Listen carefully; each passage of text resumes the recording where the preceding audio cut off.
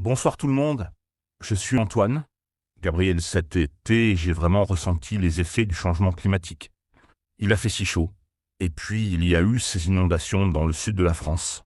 Cela m'a fait réfléchir comment peut-on se préparer à ces changements. Bonsoir et bienvenue sur Waspoken French, cher auditeur.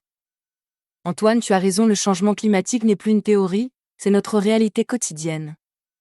Nous devons apprendre à nous adapter. Qu'est-ce qui t'inquiète le plus dans ces changements? Ce qui m'inquiète, c'est que tout change si vite. Les étés sont de plus en plus chauds, les hivers parfois trop doux, et puis, il y a ces événements extrêmes. Tempêtes, inondations, sécheresses. Je me sens un peu perdu face à tout cela. Je comprends ce sentiment. Et vous, cher auditeur, comment vivez-vous le changement climatique dans votre région? Avez-vous remarqué des changements dans la météo ces dernières années? Partagez vos observations dans les commentaires. La première chose que j'ai faite, c'est essayer de comprendre ce qui va changer dans ma région. J'habite près de Lyon et apparemment nous allons avoir des étés beaucoup plus chauds et des précipitations plus irrégulières. Excellente démarche. Il faut d'abord s'informer sur les risques locaux. Chaque région aura des défis différents.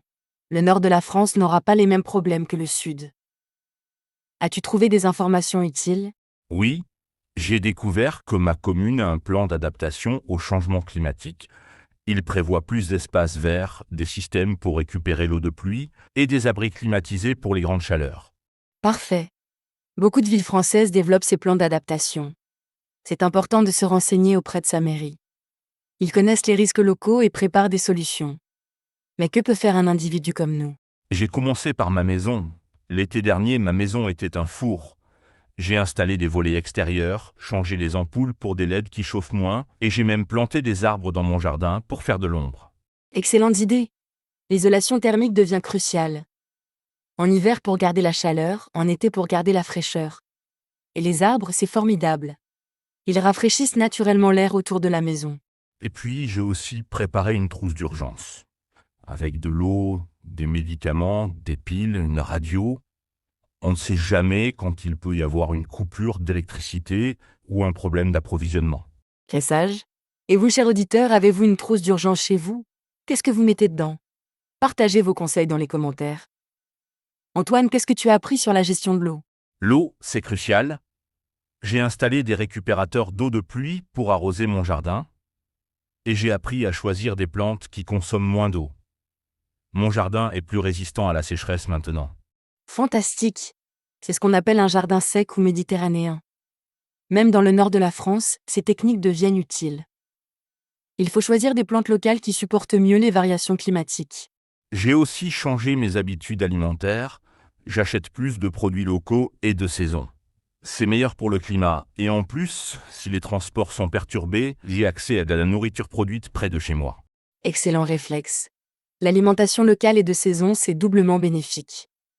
Cela réduit notre impact sur le climat et nous rend moins dépendants des transports longue distance. Avez-vous d'autres conseils alimentaires? Oui, j'ai appris à conserver les aliments plus longtemps. Avec les vagues de chaleur, les aliments se gâtent plus vite. J'ai acheté de meilleurs contenants et j'ai appris des techniques de conservation traditionnelles. Très intelligent. Nos grands-parents savaient comment conserver sans frigo. Et puis réduire le gaspillage alimentaire, c'est aussi bon pour le climat. Cher auditeur, vous avez des astuces de conservation à partager.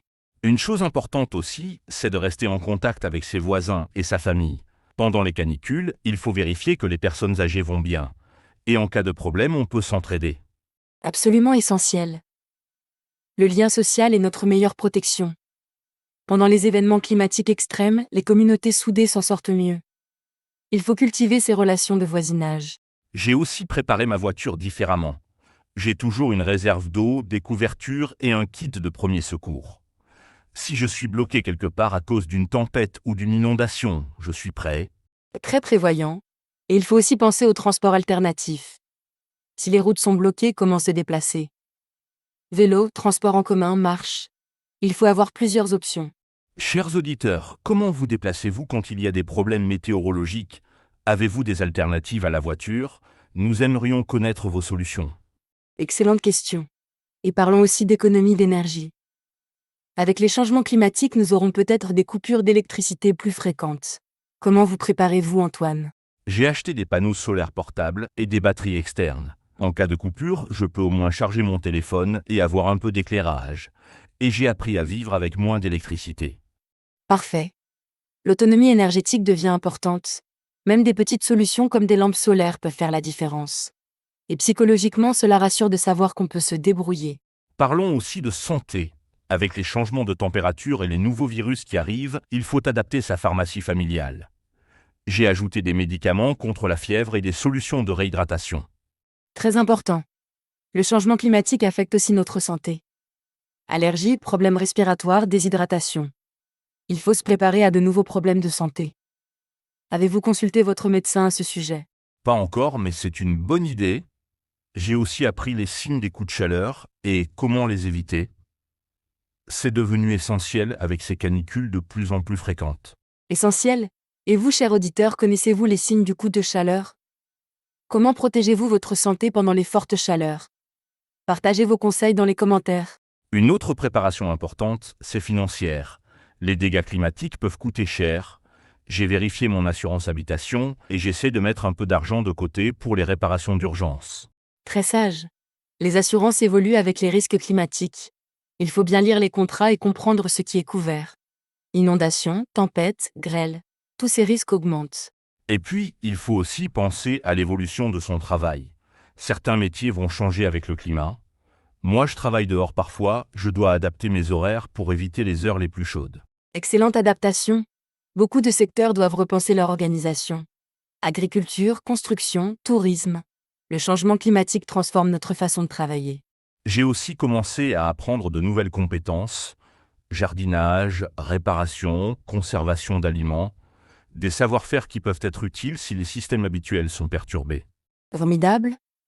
Retrouver une certaine autonomie, c'est rassurant et utile. Nos ancêtres avaient ces compétences. Il faut les redécouvrir et les adapter à notre époque moderne. Chers auditeurs, quelles nouvelles compétences avez-vous apprises pour faire face aux défis climatiques? Avez-vous des conseils à partager avec notre communauté? Excellente question. Et n'oublions pas l'aspect psychologique. Face au changement climatique, on peut se sentir anxieux ou découragé. Il faut aussi préparer son mental à ces défis. C'est vrai. Moi, j'essaie de rester positif en me concentrant sur ce que je peux contrôler. Je ne peux pas arrêter le changement climatique tout seul, mais je peux me préparer et aider ma communauté. Excellente attitude. L'éco-anxiété est réelle, mais l'action aide à la combattre. Plus on se prépare, moins on a peur. Et plus on agit ensemble, plus on a d'impact. J'ai aussi rejoint une association locale qui travaille sur l'adaptation au changement climatique. Nous partageons des conseils, nous nous entraidons, nous organisons des ateliers pratiques. Fantastique. L'action collective multiplie nos efforts individuels. Et vous, chers auditeurs, connaissez-vous des associations ou des groupes qui travaillent sur ces questions dans votre région? Une chose que j'ai apprise, c'est qu'il faut être flexible. Mes préparatifs d'aujourd'hui ne seront peut-être pas suffisants dans 10 ans. Il faut continuer à s'adapter et à apprendre.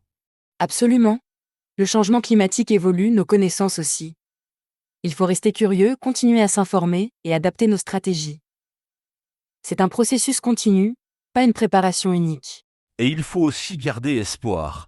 Oui, le changement climatique est un défi énorme, mais l'humanité a déjà surmonté beaucoup d'obstacles. Nous avons les technologies et les connaissances pour nous adapter. Parfaitement dit, l'adaptation au changement climatique, c'est aussi une opportunité de créer une société plus résiliente et plus solidaire. Nous pouvons en sortir plus forts si nous agissons ensemble. Et puis, beaucoup de préparatifs sont aussi bons pour notre qualité de vie actuelle.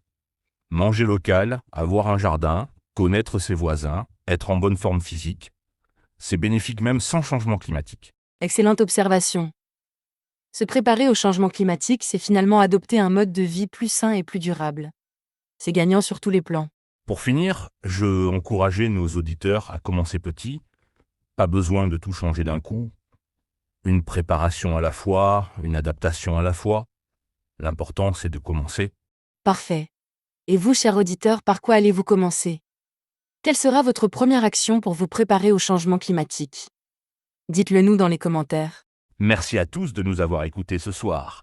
J'espère que nos conseils vous aideront à vous sentir plus préparés et moins anxieux face aux défis climatiques. Ensemble, nous pouvons nous adapter. Merci pour cette discussion très enrichissante, Antoine, et merci à tous nos auditeurs. N'oubliez pas, l'information et la préparation sont nos meilleures armes contre l'incertitude climatique. À bientôt sur Waspoken French. Prenez soin de vous et de votre environnement. Bonne soirée à tous et bon courage pour vos préparatifs climatiques.